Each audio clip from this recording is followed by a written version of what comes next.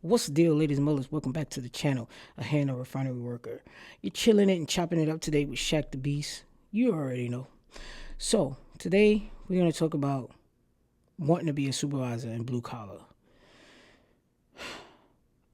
I feel like I have a little bit of knowledge about this because I've been a supervisor twice. I've I've been a supervisor twice. The first time was definitely challenging. It was new. Okay, so it was fun at first. The second time, it was an absolute disaster. Okay, the first time I was a scaffold foreman. The second time I was a crane and rigging foreman. Let's just say the second time was horrible. You want to talk about alcoholism, high blood pressure, anxiety, borderline depression. 2 shots of vodka. And it's crazy because I'm a pretty strong residual person. I am a strong individual and I pride myself on that. But Lord have mercy, this demographic of individuals, I will not name an ethnicity because everybody was at fault, was horrible. Okay, it was horrible to the point where I went for my DOT physical for getting my crane certifications, and you have to get a DOT physical. Her Louisiana accent said, "Baby, you was one number away with your blood pressure from me failing you. Ooh, Lord." That's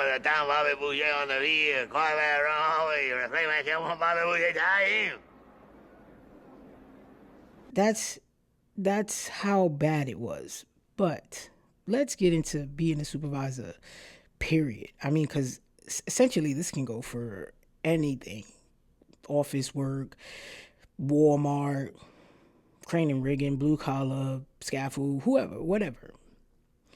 The thing about it is being a supervisor is, to me, in my opinion, it's not cool.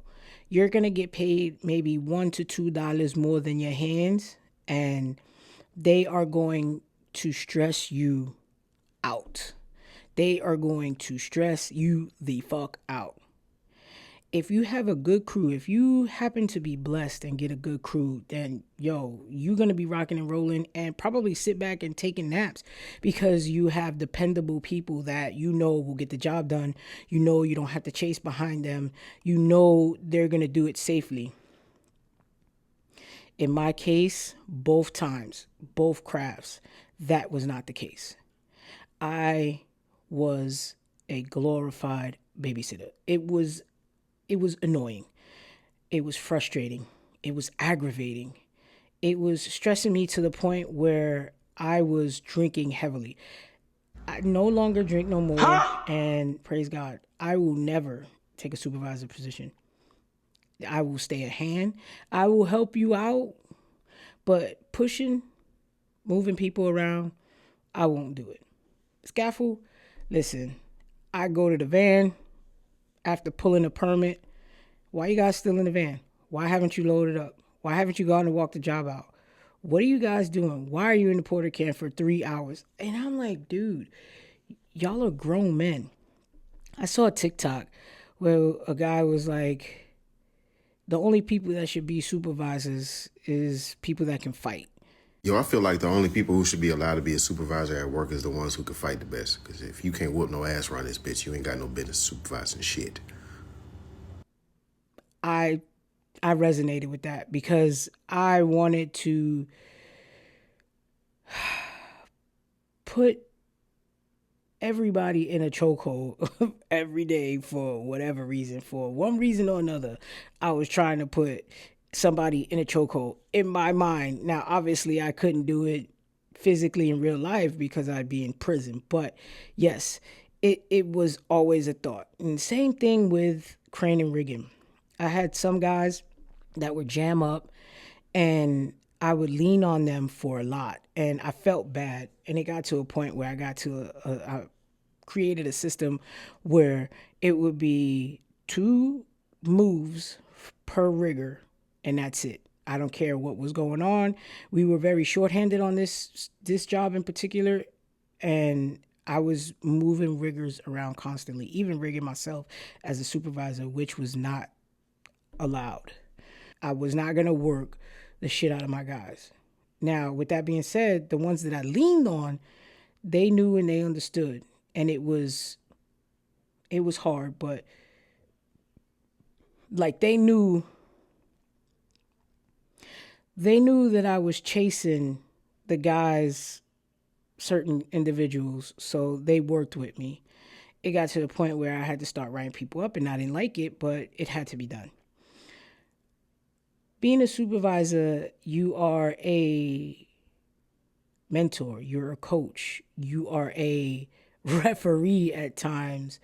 You can be a bus driver, Uber driver. You could even be an Uber Eats driver because some people may need you to go pick up the food that they ordered. A good supervisor will always lead from the front. Never ask their hands to do something they wouldn't do. Jump in when they're short for whatever reason, whether it's manpower or lack of something. Go get it done. Figure things out. When their hands ask a question, never say, I don't know, without a follow up, well, let me find out. There's nothing wrong with saying, I don't know, if you follow it up with, I will find out. Ladies and mullets, if you have ever been a supervisor on a job site, construction, non-construction, you're currently a supervisor, drop it down in the comments and let me know either how it's going or how it went, if you'll ever do it again, or if you never do it again. And with that, drop a thumbs up.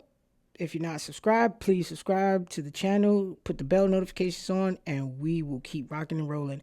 I am here trying to push crane and rigging, blue collar, out to the world as best as I can in the most honest, positive light, because I'm going to be honest no matter what. I'm going to push positivity as best I can. If you can't lead from the front, your hands will never want to follow you. And that's a given. And I'm also a firm believer in never eat with your hands, because a lot of the times the lines of being a friend and being a boss or a leader gets blurred. And you don't want that. You always want to give respect and you want them to respect you. Like, if they're not mature enough to understand, like, hey, look, Shaq's my boss. Shaq's asking me to do something right now. Let me get it done. Or if they want to be like, oh, man, you wasn't talking all that crap last night when we was hanging out. That's when it ends. But if you can't lead and be a good leader, they're never going to want to follow you. They're never going to want to be around you, let alone work for you or with you. So you definitely have to separate the lines. You can be friends if they're big enough and grown enough, adult enough to understand that there's a difference at work. I'm your boss. At home or at, after work, we're just buddy. It was interesting, to say the least, being a supervisor. I got it under my belt. I could put it on my resume. I do not want it again. I don't. I'll stay a hand the rest of my career. I don't want it. There was one crew that I could say I would be a supervisor for, and we have disbanded. Everybody's gone their separate ways. The supervisors are now running cranes. The guys that I was rigging with are now supervisors or crane operators, so we're no longer together. But there was a group of guys that we ran together for a little while, and if it was that crew, I'd be a supervisor, because I knew and I know I would never have to worry about them.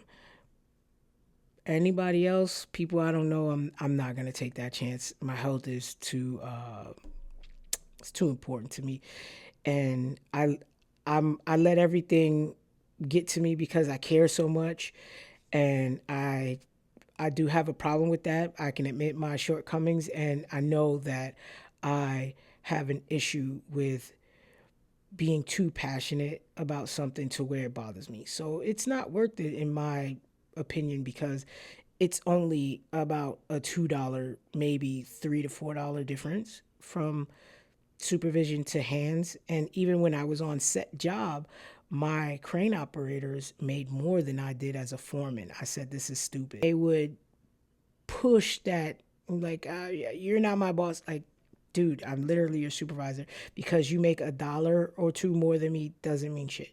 But it is what it is. Ladies and mullets, if you are not a supervisor with them hands, so in case you have to put them paws on somebody, I'm gonna tell you like this: hey, pump the brakes and say, listen, boss, demote me, because I am not that one. But look, ladies and mullets, if y'all like the content, if you like everything, remember, subscribe and throw them thumbs up, bro. Like, not them hands, don't throw them hands, throw them thumbs up. But I appreciate all of y'all. If you stop by for a minute, if you stop by longer, it's all love to me. You know what I mean? It's never gonna be, I'm never going to not appreciate y'all. Ladies and mullets, let's get it. You already know. Ladies and mullets, be a hand, not a pinky. We don't mess with that. Put God first. Y'all be safe. Peace.